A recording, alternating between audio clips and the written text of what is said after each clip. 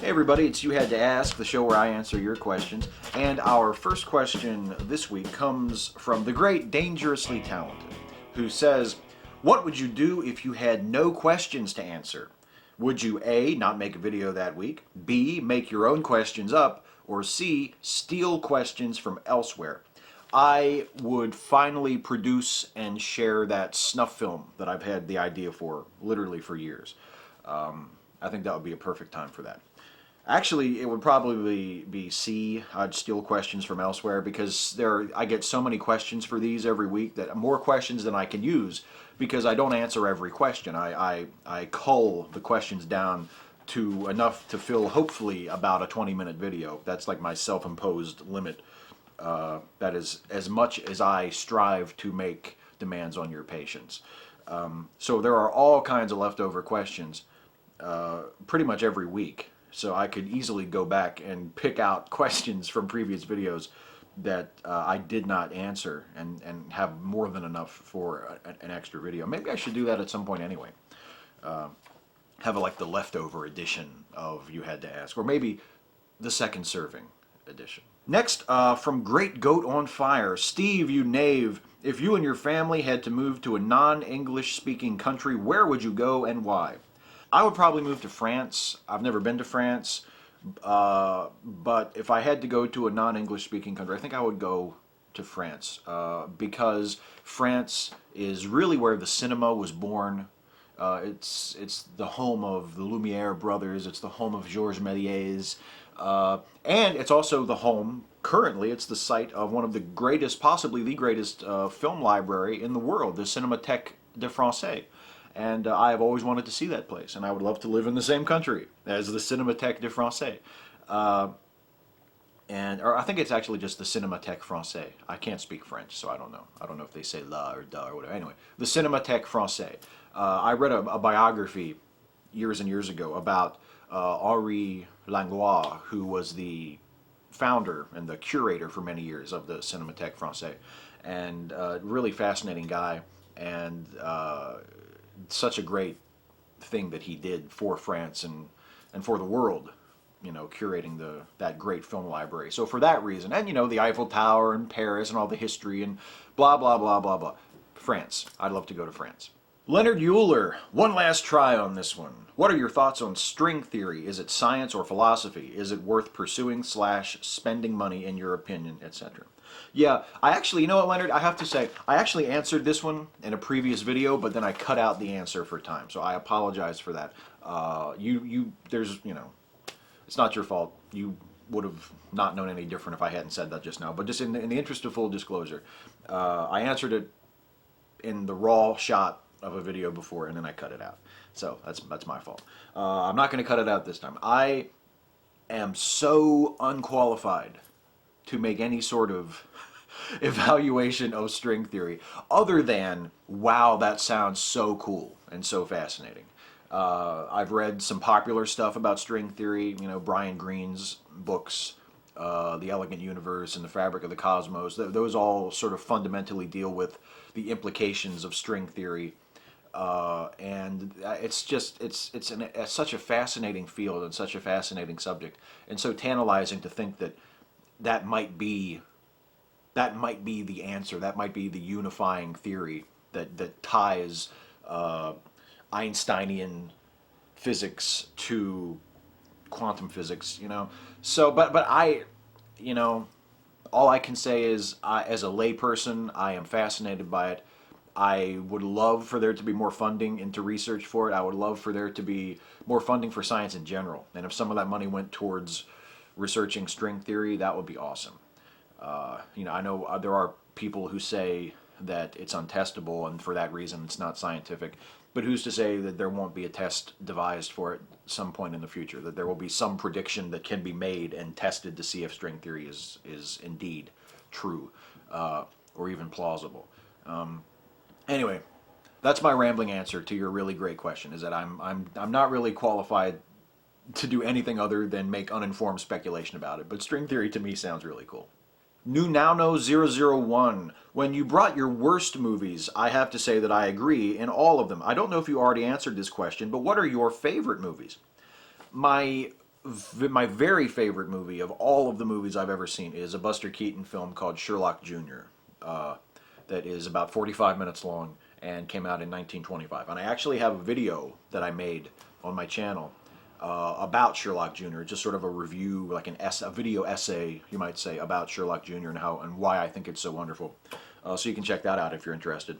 And I also love 2001: A Space Odyssey. I love Louis Milestone's All Quiet on the Western Front. I think is just an amazing film. I love Ikiru, this beautiful, just beautifully sad movie by Akira Kurosawa, starring the great Takashi Shimura as a Tokyo bureaucrat who is dying of cancer, called Ikiru. It's just an incredible movie.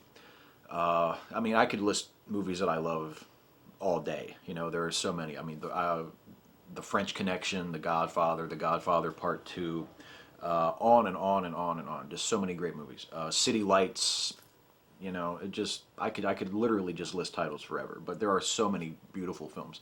But the ones I just mentioned are probably the ones that pop up into my head most often. So there you go. Tuesday's Child has another movie question. What do you think of more older teen or adult-oriented animated movies such as Heavy Metal, Watership Down, and Fritz the Cat? And do you have a favorite?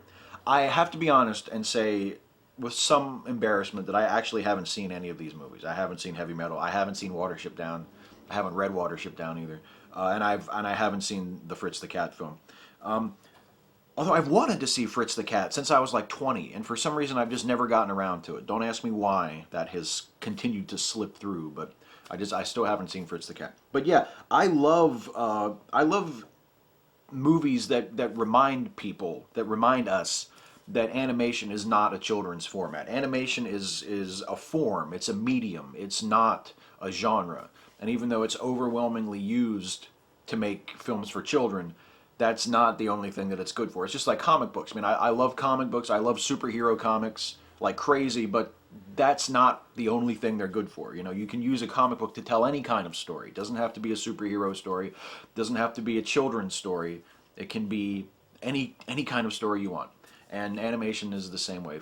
As far as like more mature animated movies that I really love, there are two anime films that I always think of when I think of like mature animation, and they are this beautiful film called Grave of the Fireflies, and there's another one called The Wings of Oniyamas. Those are two sort of more mature, adult-targeted or adult-themed animated films that are just absolutely great.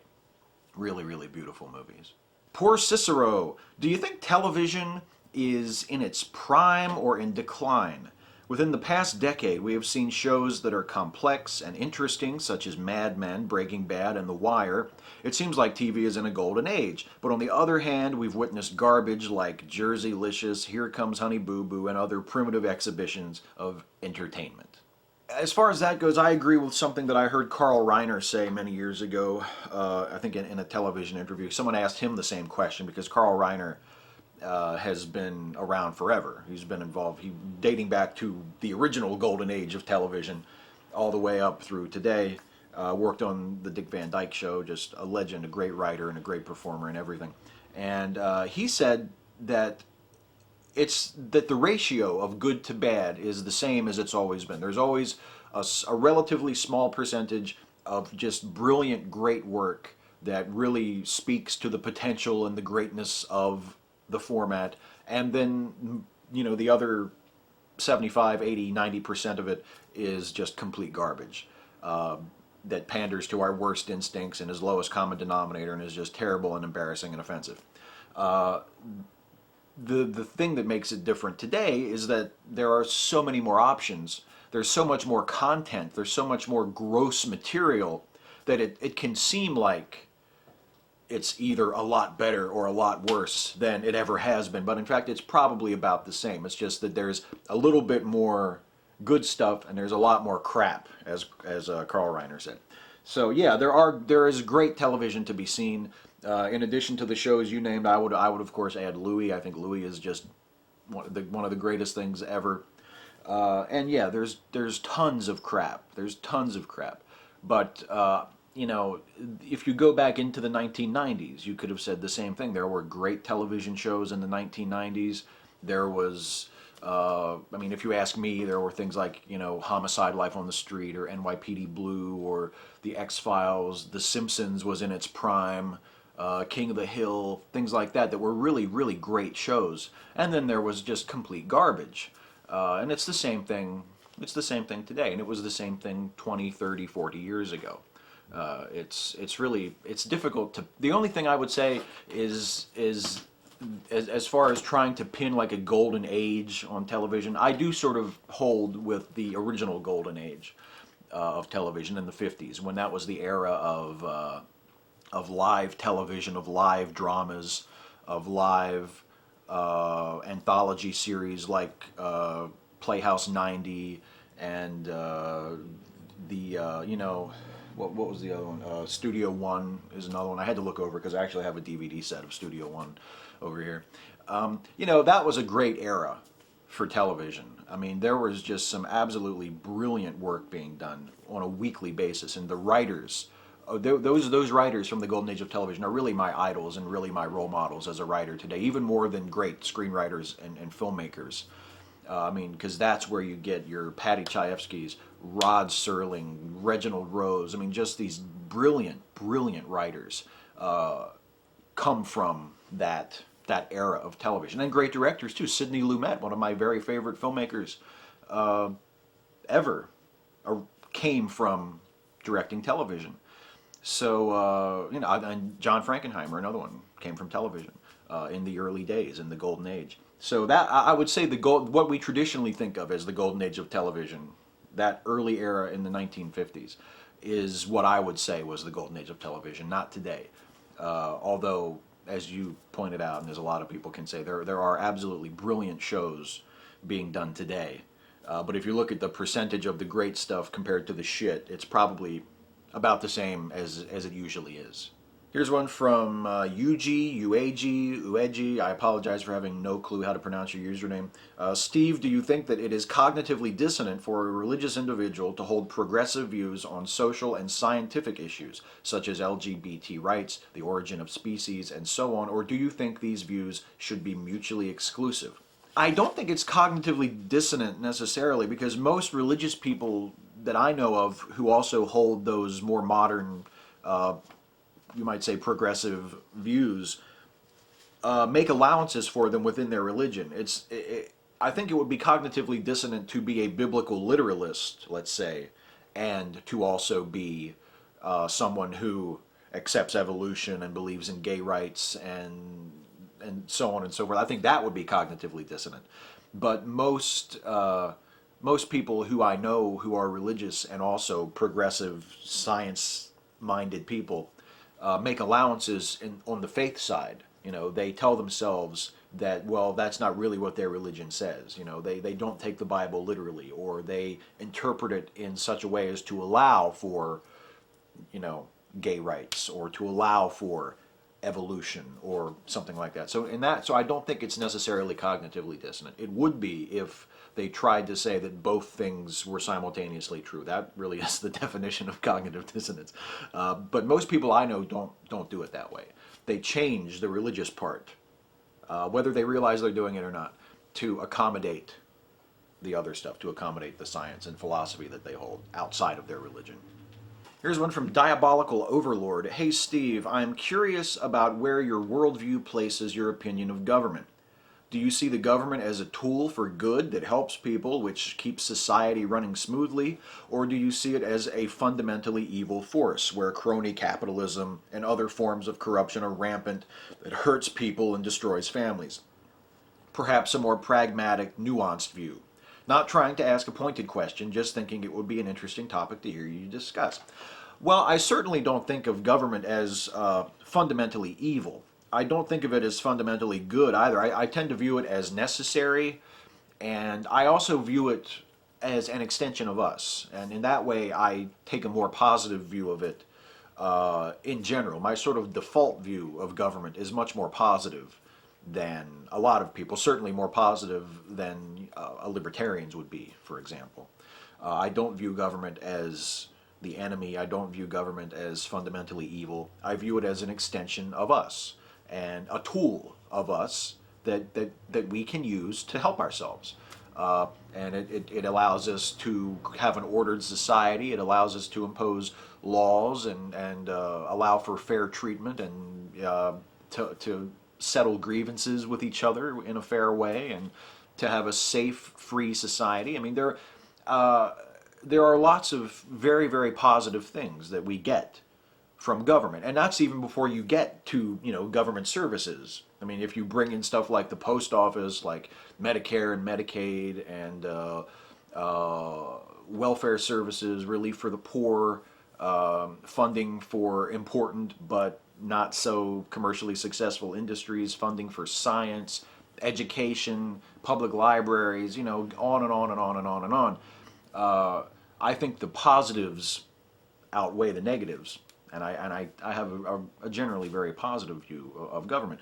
And because government is an extension of ourselves, all of those horrible things that government is capable of, and all of those things that government falls prey to that you listed in your question, like corruption and crony capitalism and things like that, those are the result of our own human weaknesses and our own lack of vigilance and our own lack of character and things like that. And it's not necessarily inherent to government. I mean, the fact that our government has failures and has shortcomings and does not live up to its potential and does not always do what it should do is our fault, not some inherent flaw in government. You see what I'm saying? So, I guess maybe that would be the more nuanced view. I see it as a generally positive thing and a necessary thing, that when it does fail, when it does become corrupt, when it does overstep its authority, or fail to supply a need that it should be supplying, that's on us. That's because we have failed to use government properly, not because government itself is somehow an infected or evil concept. Cousin Evil One, what's your take on Atheism Plus? Is that even still a thing? That's pretty much my take on it. I think next year we will talk about Atheism Plus and think of Atheism Plus the same way we think of Occupy Wall Street this year, as something that has run its course, as a depleted movement. I've said before that I'm not against Atheism Plus's ideals. I'm not against the things that it values or that it's important. I think, the idea of applying critical thinking and applying skepticism to all areas of life, not just religion and atheism, is a great idea. Trying to look at everything through the scientific method, and I think that's incredibly smart and a great philosophy and a great way to approach life. And and the idea of trying to reach out and value voices other than the white people with penises, that's a great idea, and that's something that I'm totally behind. But the idea of making like a separate group and saying I'm not just an atheist, I'm an atheist plus, that is not something I'm cool with. I mean, if you want to do it yourself, go ahead, do it. I'm not saying it's wrong. I'm just not going to do it. I am an atheist, and I'm happy to be an atheist, knowing that the only thing that label implies is that I don't believe in God. It doesn't tell you anything else about me. It doesn't tell you whether I'm a conservative or a liberal. It doesn't tell you my opinion about anything else other than I reject the assumption that gods exist. That's the only thing it tells you. And I like that, and I don't want to muddy that by making it too specific. So I'm not a plus atheist, and I never will be. And I think enough people feel that way, and the atheism plus thing in general was confined to a narrow enough subset of the atheist community, even though that narrow subset included some very, very prominent members of the community, that I just don't think it's something that we're going to be talking about. I don't think we're really talking about it now, and I think in another year or so, I think it's it's going to be a completely also ran topic. It's just not going to be something that we're discussing. Let's do a shout out, shall we, before we go? The shout out this week actually goes to two people, to two YouTubers, but it's related. For this, they both get the shout out for the same reason.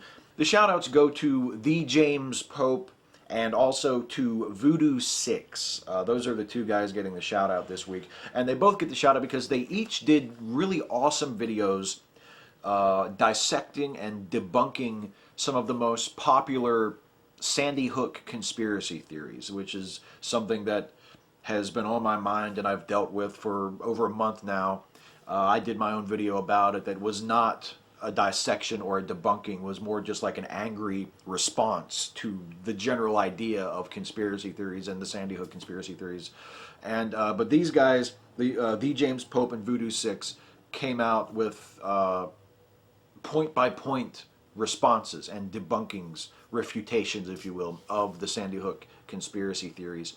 And they both, I will link to their videos as well, in addition to their channels. And they both deserve your attention. They both deserve your support. And those videos that they made responding to the Sandy Hook conspiracy theories are both just absolutely excellent. And the videos that have been pushing and promoting the Sandy Hook conspiracy theories are getting millions of views. The most famous one, has well over 10 million views, which is just a travesty. If videos like the ones that TheJamesPope and V00D00SIXXX made could get that many views, or even anywhere in that neighborhood, that would be so awesome. So show those guys some love if you haven't been familiar with their work before, if you haven't watched their videos, and especially if you haven't seen their Sandy Hook conspiracy theory takedowns. Check them out because they're both awesome. TheJamesPope and V00D00SIXXX. So that's it for this week. I will be back to do this again next week, and hopefully I will not have to resort to the methods I discussed in response to Dangerously Talented's question. Please, if you have anything to ask me, ask, because to do this you have to ask. If you have a question for me about anything at all, nothing is off limits. I will answer your question in the next video. Leave a comment on this video and ask me your question, and I will answer it next time. Assuming, of course, that it meets whatever random arbitrary criteria I am applying that day when I'm compiling the questions, and I can fit it into my self-imposed time limit. Those are really the only things stopping you. My own arbitrary limits. My whim is basically the only thing that keeps your question from being answered. So if you have a question, ask. I will answer as many of them as I can, again based on my own arbitrary bullshit standards. So that's it for this week. Thank you guys for watching. Thank you for asking questions, and I will see you again next week.